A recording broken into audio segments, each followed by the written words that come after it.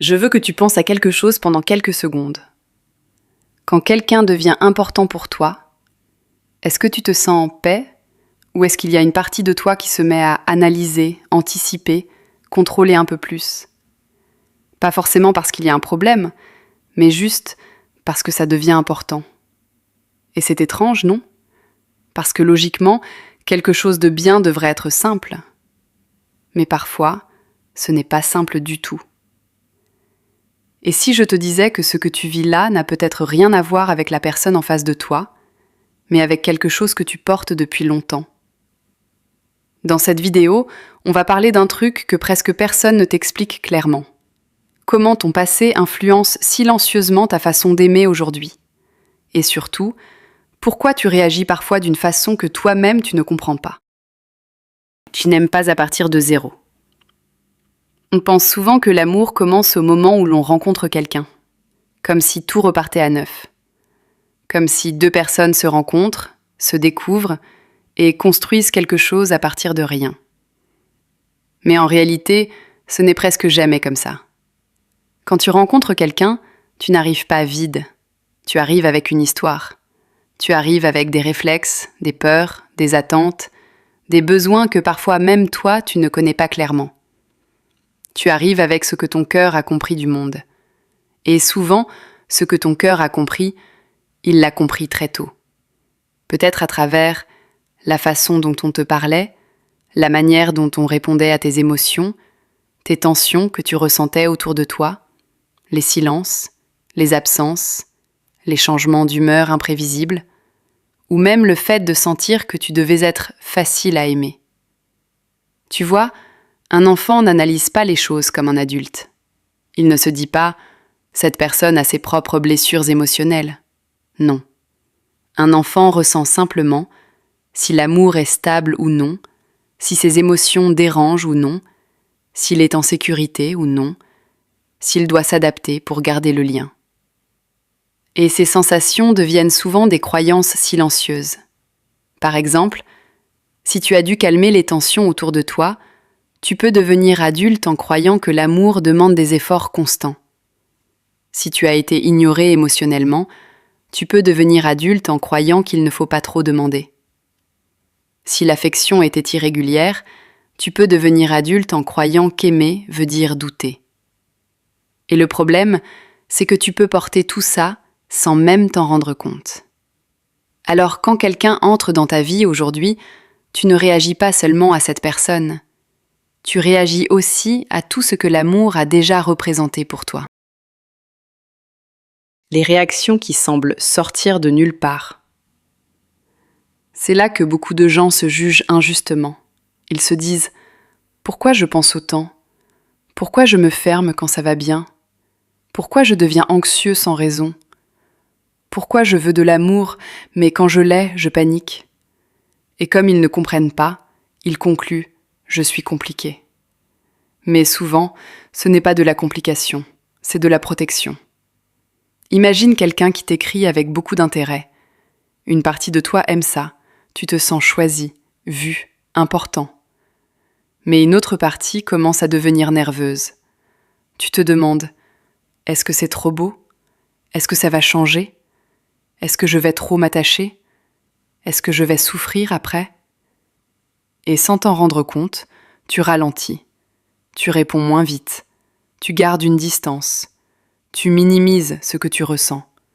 Pas parce que tu t'en fiches, parce qu'une partie de toi associe proximité et risque. Un autre exemple. Quelqu'un met plusieurs heures à répondre. Objectivement, ce n'est rien. La personne travaille peut-être, elle conduit, elle vit sa journée. Mais à l'intérieur de toi, ça active quelque chose. Tu te sens tendu. Ton cerveau cherche immédiatement une explication. J'ai fait quelque chose? Il, elle se désintéresse? J'aurais pas dû dire ça? Je me suis encore attachée trop vite? Et là, tu vois à quel point ce n'est pas toujours la situation actuelle qui fait mal. Parfois, c'est ce qu'elle réveille. 3 manières dont ton passé change ta façon d'aimer. 1. Tu peux confondre intensité et connexion. C'est plus fréquent qu'on pense. Tu rencontres quelqu'un de calme, cohérent, respectueux. Tout est simple, pas de jeu, pas de confusion, pas de montagne russe émotionnelle. Et pourtant, tu ne ressens pas autant de chimie.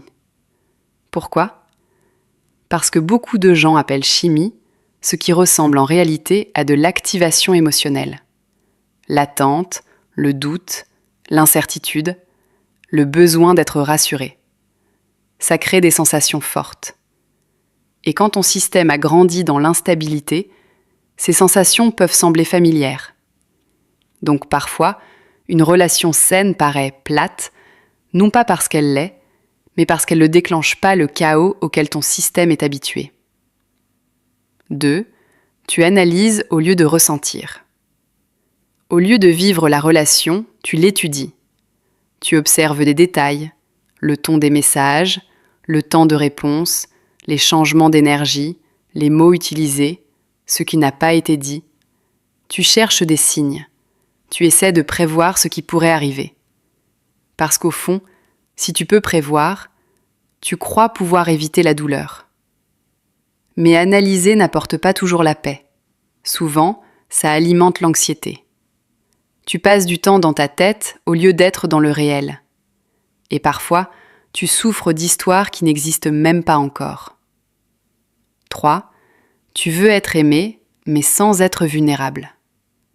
Celle-là est très subtile. Tu veux un lien sincère. Tu veux être proche de quelqu'un. Mais montrer pleinement ce que tu ressens te semble dangereux. Alors tu gardes une partie de toi cachée. Tu sembles détaché. Tu fais comme si ça t'atteignait moins. Tu attends que l'autre se dévoile d'abord. Tu veux être rassuré sans demander de rassurance. Tu veux être compris sans te montrer complètement.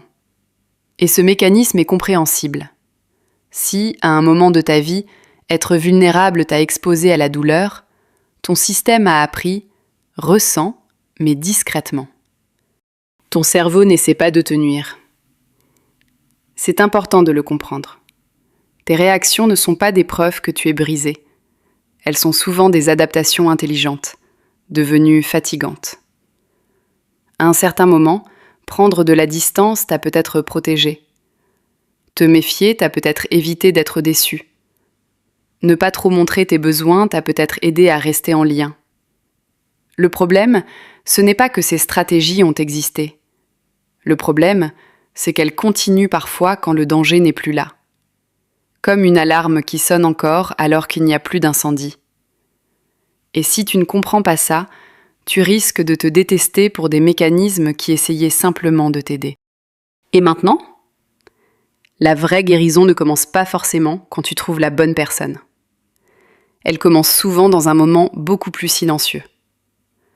Un moment où tu t'arrêtes et où tu commences à observer ce qui se passe en toi.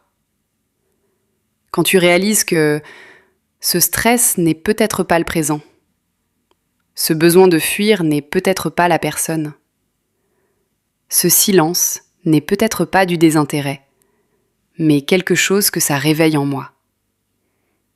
Et à partir de là, quelque chose change. Tu peux commencer à choisir au lieu de seulement réagir. Tu peux apprendre qu'un lien calme n'est pas vide, qu'être vulnérable n'est pas toujours dangereux, que demander n'est pas déranger. Je veux te proposer quelque chose de simple. Prends un moment seul, ce soir ou cette semaine. Un carnet ou juste les notes de ton téléphone. Et écris cette question. Dans mes relations, qu'est-ce qui me fait me sentir mal à l'aise, stressée ou sur la défensive ?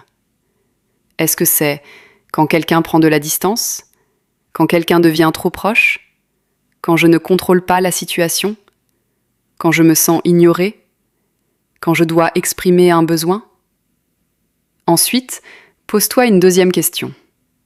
Est-ce que cette réaction appartient vraiment au présent ? Ou est-ce qu'elle me semble plus ancienne que ça ? Ne cherche pas la réponse parfaite. Cherche la réponse honnête. Parce que parfois, le simple fait d'identifier un schéma commence déjà à le transformer. Dans tes relations, est-ce que tu protèges ton cœur actuel ? Ou est-ce que tu protèges encore une ancienne version de toi, qui a déjà eu mal. Parce que parfois, comprendre la différence change tout.